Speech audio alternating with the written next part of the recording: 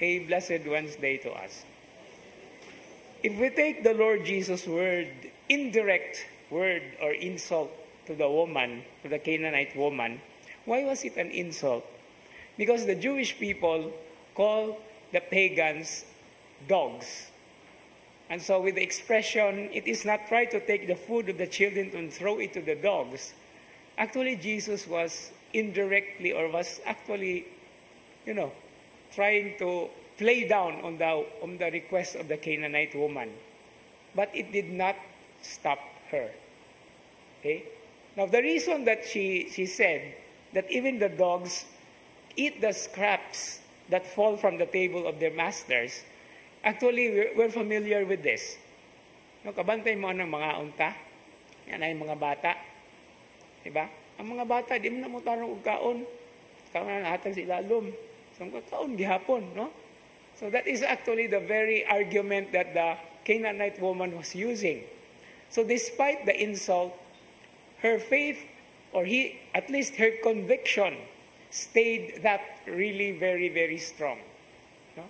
So, and this is now the very point that Jesus was recognizing. No? And he did not just say, thanks for being there and standing your ground, but she said, great is your faith. Okay? Now whenever somebody is acknowledged to have a great faith, bahala nagnay mga insulto unsa pa ng mga kulian diya sa kinabuhi, no?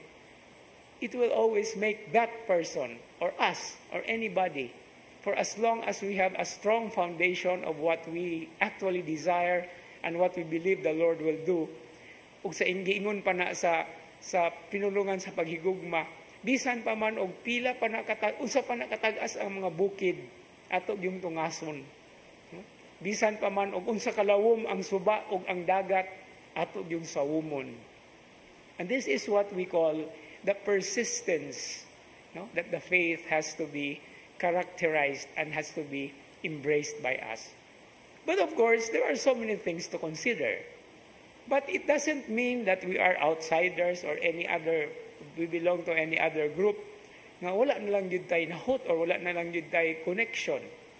Because God, right from the first reading today, addressing to the people of Israel, is also addressing to all of us. This is a very beautiful verse from the prophet Jeremiah. No? I have loved you with an everlasting love. Naman nga ni kanta, ani? I have loved you with an everlasting love. I have called you and you are mine. And this is the very point that Jesus is trying to tell us, no? That this being loved by Him, and it is an everlasting love. Hello, it's not something that is just infatuation. Dili yun na siya matarog. Dili mapukan. Even if we vacillate. That's what I am using the word today. Bisan og magkunukon ta sa atong kinabuhi. Bisag unsa pa ng mga kulian sa atong kinabuhi. His love will always remain.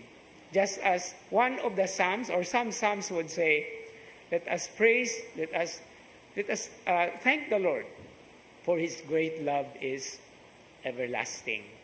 For His love endures forever. Amen.